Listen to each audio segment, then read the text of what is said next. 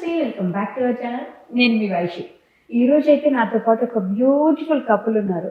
వాళ్ళ గురించి చెప్పాలంటే మనోధైర్యంతో ఆవిడ, గొప్ప మనసుతో ఆయన మనందరికీ చాలా చాలా నచ్చేసారనమాట. ఇన్స్టాగ్రామ్లో ఈ మధ్య బాగా ట్రెండ్ అవుతున్నారు కదా.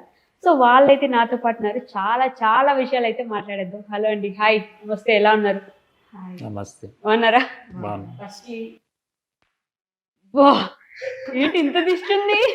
చాలానే దిష్టి పెట్టేస్తున్నారు ఇన్స్టాలో, మీకు బాగా ట్రెండ్ అవుతున్నారు కదా. లేదు, అది దిష్టి అని ఎందుకు అనుకోలేదు, వాళ్ళ ప్రేమ కదా. వాళ్ళ ప్రేమ కవరింగ్, అది కవరింగ్. మీ ఇద్దరు ఇంతేనా? అంటే తను ఏదో ఒకటి కామెంట్ చేయండి, కొట్టుకుంటూనే ఉంటారు. ఈ ప్రేమ పావురాలు ముందు ఎక్కడ ఎగరడం ప్రారంభించేది తెలుసుకోవచ్చా నేను? ఫేస్బుక్ లో ఎగిరారా ఇద్దరు? ఎన్ని సంవత్సరాల క్రితం? 4-5 years బ్యాక్.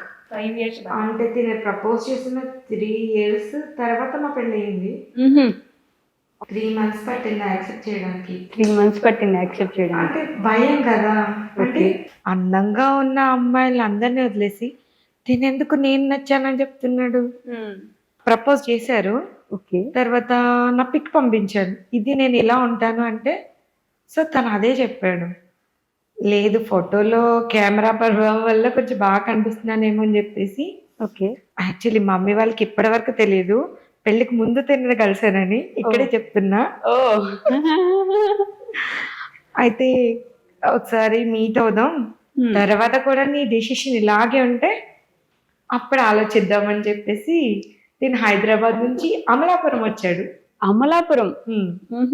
ఫేస్బుక్ లో అసలు ఎలా పరిచయం అయ్యారు ఒకరికొకరు? గొడవలో కామెంట్స్లలో తిను మా ఫ్రెండ్ తిట్టాడు. ఒక గ్రూప్, మా ఫ్రెండ్ ఒక గ్రూప్ ఉండే. ఓకే. వాళ్ళెవరు అతను ఉండేసి నేనంటే కొంచెం లైక్ అన్నమాట. నేను ఒక తమ్ముడికి లాగా ఆమె. ఓకే. అయితే మామ నువ్వు ఉండు అడ్మిన్ గా అంటే, ఈమె అడ్మిన్ అదే గ్రూప్ కి, నేను అడ్మిన్. ఇంకా ఫ్రెండ్స్ అవుతుంటే అందులో ఒక మెంబర్ ఉండేసి మా ఫ్రెండ్ని ఉండేసి తిట్టాడు అనమాట. ఇక ఉంటాయి కదా నెగిటివ్ కామెంట్స్, తిట్టాం కానీ నేను మరి దారుణంగా తిప్పాలి. అక్కడికి వీరెవరో నన్ను ఇలా తిట్టేస్తున్నాడు, అలా తిట్టేస్తున్నాడు, అతనితో పాటు ఇంకో 10 మంది వచ్చి తిడుతున్నారు అని చెప్పేసి అని ఈమెకి వెళ్ళి చెప్పాడు. ఇక ఏమే ఝాన్సీ రుద్రమ్మ దేవ్ అన్నమాట. అప్పుడు కత్తి లేదు, వచ్చేసి ఏంది ఎందుకు తిడుతున్నావు అనగానే ఇక ఈమెను కూడా 2 అమ్మాయిలు వచ్చేసి ఈమెను తిట్టారు. ఎవరు మీరు పలానా ఎక్కడ అంటే నా పేరు చెప్పారు వాళ్ళు. మెయిన్ క్యాండిడేట్ ఎవరు అంటే నా పేరు అనగానే ఇక నా దగ్గరకు వచ్చి, అరే ఏమనుకుంటున్నారా నువ్వు అది ఇది అంటే, మేడం మిస్ మీరు నాకు తెలుసు, వాళ్ళు మీరని తెలీదు, నేను ఆఫ్లైన్ వెళ్ళిపోయాను, నేను చెప్తాను అని చెప్పి ఒక పోజిటివిటీ. ఆమె మన ఫ్రెండ్, ఆమె అయితే తప్పేం లేదు, మొత్తం క్యాండిడేట్ విడుదల చేసి అనగానే నా నెంబర్ పెట్టిన, నాకు చాటింగ్ కుదరదు అని అన్నది.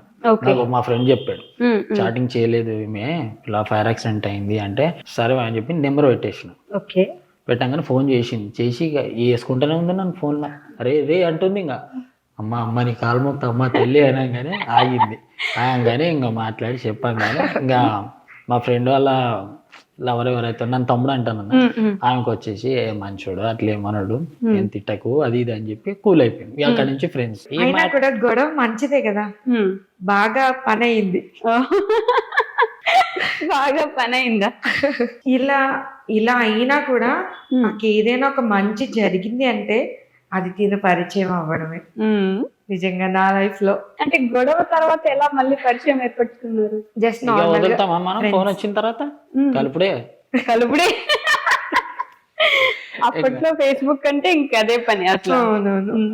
2019-18 ఆ టైంలో ఇంకా మా ఫ్రెండ్ చెప్పిండు, అమ్మాయి మంచిదేరా, కాకపోతే ఫైర్ యాక్సిడెంట్ జరిగింది ఇట్లా అయిపోయింది అంటే. నేను కూడా ఫెయిల్యూర్ అంతకుముందు. అయితే అది కాదురా, అందం కాదు, మంచి ఉన్నోళ్ళే ఆమె ఫోటో పెట్టుకోదు, ఏం లేదు, అట్లాంటి మంచి పర్సన్ ఒకసారి మాట్లాడదా అని చెప్పి మా ఊళ్ళో రోజంతా మాట్లాడుకున్నాం. రోజంతా ఆమె మాట్లాడి స్పీకర్ ఆన్ చేసి మిషన్ కుడుతుంది. అంటే ఏం మాటలు ఉంటాయండి? ఏం తిన్నావు, చేత్తో తిన్నావా, స్పూన్ తో తిన్నావా? అలా ఏం లేదు. అయితే పలానా రీజన్ అండి ఇది, నేను తినంగా వస్తే అంటే ఈమెకి తెలిసిన పేర్సన్ అడిగింది, అన్న ఇట్లా నాగేష్ అంటే ఎవరన్నా ఇట్లా గొడవకి వచ్చిండు అంటే, మనోడే అమ్మ ఫ్రెండే, ఏమన్నా అవసరంగా రాడు గొడవలకి, ఏదన్నా ఉంటేనే వస్తాడంటే సరే ఇక అని చెప్పేసి కలిసినాం, మాట్లాడుకున్నాం రోజంతా. వాడిది మిస్టేక్ అని తెలిసిన తర్వాత పొయ్యి అని దులిపింది, నా పని కూడా చేసింది, ఏడ తగ్గేదేలే. అట్లా ఫ్రెండ్ అయిపోయిన తర్వాత ఇంకా నా గురించి అడిగితే నేను చెప్పిన, ఫోన్ లోనే ఇదంతా. ఫోన్లోనే ఓకే. అయిపోయింది. ఇదంతా కలిసి తెలుసుకున్న తర్వాత 2 months కి ప్రపోజ్ చేసాను. 2 months కి మీరు ప్రపోజ్ నేను చేశారు ప్రపోజ్ చేసాను. ఫేస్బుక్ లోనే. అది ఎట్లా అంటే కాళ్ళు మొక్కించుకొని ఏళ్ళు మొక్కించుకొని ఎన్ని అంటే అన్ని నిమిషాలు పెట్టి ఒప్పుకునేదాకా ఎప్పుడు ఒప్పుకోలే. అయితే ఈమె పరిచయం అయిన 6 నెలలకి ఇంకా నా మీద కంప్లైంట్లు. ఒకరోజు మా మమ్మీకి కూడా ఫోన్ మమ్మీ ఎత్తింది. పంపిద్దాం, అమ్మా చూడమ్మా వాడు ఇప్పుడే ఇట్లా తాగి ఇట్లా గొడవలు పెట్టుకుంటున్నాడు, రేపు పెళ్లి చేసిన తర్వాత ఏందని. అదే లాస్ట్ ఒక ఇంకో మా మమ్మీతో కాల్లో మాట్లాడడం. అది జరిగిన వెంటనే 6 నెలలకి మా అమ్మ చనిపోయింది. అన్హెల్దీ, కిడ్నీస్ 2 ఫెయిల్ అయిపోయినాయి. ఏం లేదు. ఇక మమ్మీ చనిపోయిన తర్వాత ఇంకా నాకు ఏం అర్థం కాలేదు. ఎవరితో మాట్లాడాలన్నా ఫ్యామిలీలో ఎవరికి ఏం చెప్పినా కూడా పట్టించుకోడు.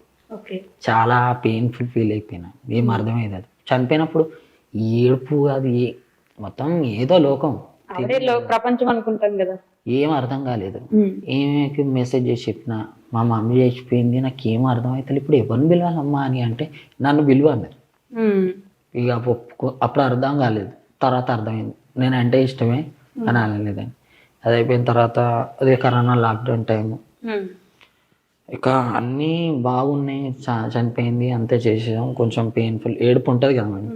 ఏడ్చి ఫీవర్ రావడం, జాండీస్ దాకా అటాక్ ఇచ్చింది నాకు. ఇంకా ఆ టైంలో వర్క్ లేదు, ఎక్కడికి వెళ్దామన్నా వర్క్ లేదు. మేము అమౌంట్ సరిగ్గా లేకుండా నా దగ్గర. అప్పటికి అంతకుముందు నుంచే సంవత్సరం నుంచి హాస్పిటల్ చుట్టూ తిరగడము, ఉన్న పిఎఫ్ అమౌంట్ వస్తే అవి వాడేసిన, అన్ని వాడేసిన. అమ్మ కోసమా? ఇక అమ్మ కలిపే ఇంకా మనకి ఎవరు ఉంటారు రేపు. అయితే ఇంకా ఫ్రెండ్ హెల్ప్ చేసిండు. ఫ్రెండ్ ఒక ఆర్ఎంపీ డాక్టర్, వాడు హెల్ప్ చేసిండు. అలా లైక్ ఈమెకి అప్పుడు ఫోన్పే ఎలా వాడాలో కూడా తెలియదు విలేజ్లో. సిగ్నల్ కూడా ఉండదు వాళ్ళ విలేజ్లో.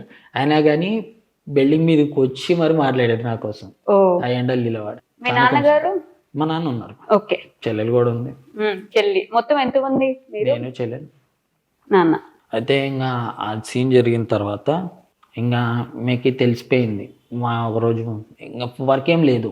నేను ఇంకా టైల్స్ ఫిట్ చేస్తాను, నేను పెయింట్ వర్క్ కూడా చేస్తాను. ఆ ఫ్రెండ్స్ అయితే నేను ఎవరి దగ్గర అయితే వర్క్ చేస్తున్నానో అన్న దగ్గర నాకు ఫోన్ లేదు. కొన్నిసార్లు ఫోన్ లేకపోతుండే.